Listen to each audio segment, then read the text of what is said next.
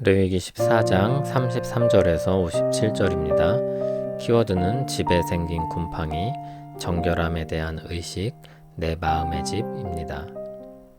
여호와께서 모세와 아론에게 말씀하여 이르시되 내가 내게 기업으로 주는 가나안 땅에 너희가 이를 때에 너희 기업의 땅에서 어떤 집에 나병 색점을 발생하게 하거든 그 집 주인은 제사장에게 가서 말하여 알리기를 무슨 색점이 집에 생겼다 할 것이요 제사장은 그 색점을 살펴보러 가기 전에 그 집 안에 있는 모든 것이 부정을 면하게 하기 위하여 그 집을 비우도록 명령한 후에 들어가서 그 집을 볼지니 그 색점을 볼 때 그 집 벽에 푸르거나 붉은 무늬의 색점이 있어 벽보다 우묵하면 제사장은 그 집 문으로 나와 그 집을 이레 동안 폐쇄하였다가 이레 만에 또 가서 살펴볼 것이요 그 색점이 벽에 퍼졌으면 그는 명령하여 색점 있는 돌을 빼내어 성 밖 부정한 곳에 버리게 하고 또 집 안 사방을 긁게 하고 그 긁은 흙을 성 밖 부정한 곳에 쏟아버리게 할 것이요 그들은 다른 돌로 그 돌을 대신하며 다른 흙으로 집에 바를지니라 돌을 빼내며 집을 긁고 고쳐 바른 후에 색점이 집에 재발하면 제사장은 또 가서 살펴볼 것이요 그 색점이 만일 집에 퍼졌으면 악성 나병인즉 이는 부정하니 그는 그 집을 헐고 돌과 그 제목과 그 집의 모든 흙을 성 밖 부정한 곳으로 내어갈 것이며 그 집을 폐쇄한 날 동안에 들어가는 자는 저녁까지 부정할 것이요 그 집에서 자는 자는 그의 옷을 빨 것이요 그 집에서 먹는 자도 그의 옷을 빨 것이니라.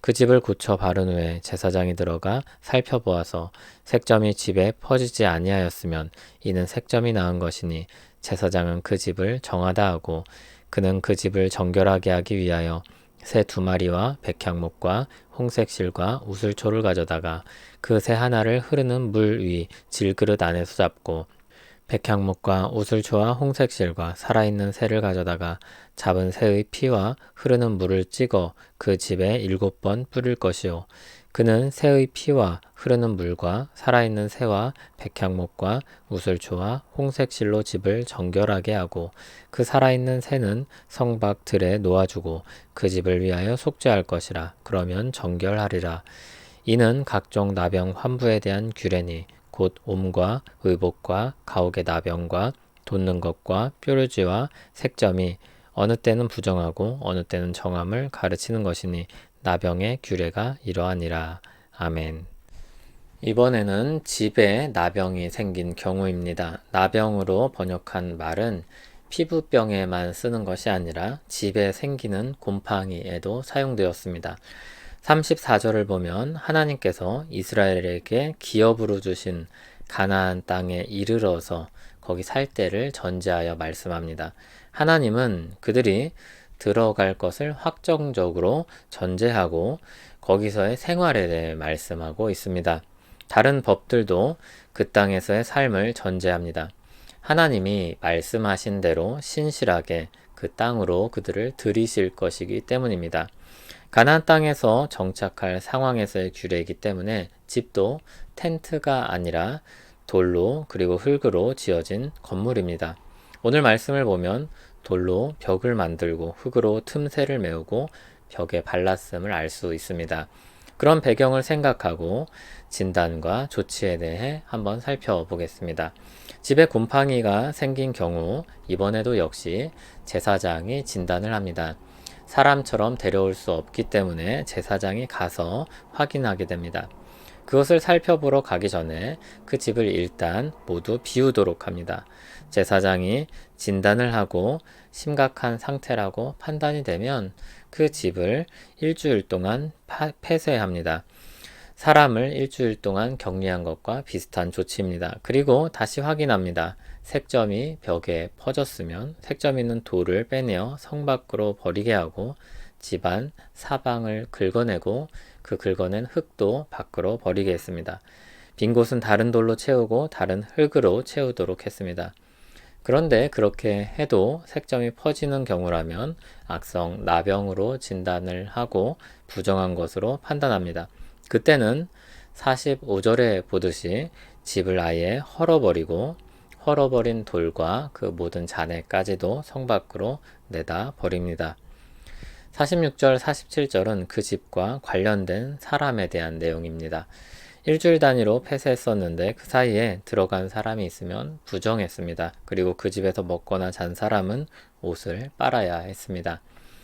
앞에 42절에 말했던 조치, 곰팡이를 제거하고 다른 돌을 넣고 다른 흙을 바른 후에 만약에 문제가 없다면 48절 이하의 조치를 따릅니다. 조치를 취한 후에 색점이 발견되지 않으면 회복된 것으로 보고 정하다고 선언을 합니다. 그리고 새 2마리, 백향목, 홍색실, 우슬초를 가져다가 나병 환자가 회복되었을 때처럼 의식을 치릅니다. 54절 아래 부분은 각종 나병에 대한 규례를 마무리하는 말입니다.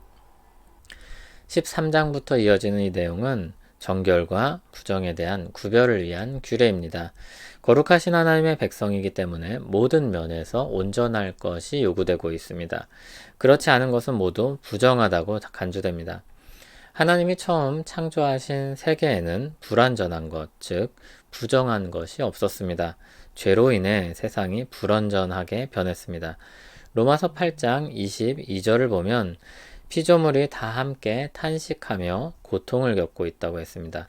불완전한 것, 썩어지는 것, 오염된 것, 그러한 것들이 장차 주께서 다시 오실 때는 모두 회복되어서 정하게 될 것입니다. 그날을 바라보는 주님의 백성들은 자신을 온전하게 지키기 위해 힘쓰며 살 것입니다. 어린아이가 더러운 것에 대한 의식이 없을 때는 마음대로 자유롭게 만지고 그리고 행동할 것입니다. 그러나 조금씩 깨끗하고 더러운 것에 대한 의식이 생기면 그러한 것들을 구분하고 피하고 씻어내는 것입니다. 신자는 온전한 것을 구분하게 된 사람들입니다. 의식적으로 그래서 그것들을 구별하고 피하고 씻어내는 것입니다. 오늘 말씀을 통해 우리는 이 씻어낼 때 한 가지 지혜를 얻습니다. 처음에는 부정한 것을 좀 떠나서 지켜보는 것입니다. 그래도 안 되면 일부를 도려냅니다. 그래도 안 되면 완전히 허물어 버리는 것입니다. 그리고 이런 정결함에 대한 분별은 우리 마음은 물론 몸과 옷과 집까지 모든 것을 포괄합니다. 우리가 살다 보면 그렇게 행동해야 될 자리들이 있습니다. 잠시 그 자리를 떠나 살펴볼 필요가 있는 때가 있습니다. 그 자리를 피하거나 멀리 할 수 있습니다. 그러나 때로는 완전히 떠나야 될 때도 있습니다. 다만 그것을 지혜롭게 순차적으로 해보는 것입니다. 단순히 이것은 절차를 밟아간다는 것이 아니라 판단하여서 완전히 떠나야 할 것이라면 즉각 떠날 수도 있는 것입니다. 어느 정도 그것이 내게 영향을 미치는지 판단하고 그에 상응하는 조치를 해야 한다는 것입니다. 로버트 멍어가 쓴 내 마음은 그리스도의 집이라는 책이 있습니다. 에베소서 3장 17절을 보면 그리스도께서 너희 마음에 계시게 하시옵고 라는 말씀이 나옵니다. 우리 마음에 그리스도께서 계시도록 하는 것을 정말 주님이 집을 방문하는 것처럼 묘사하고 있습니다.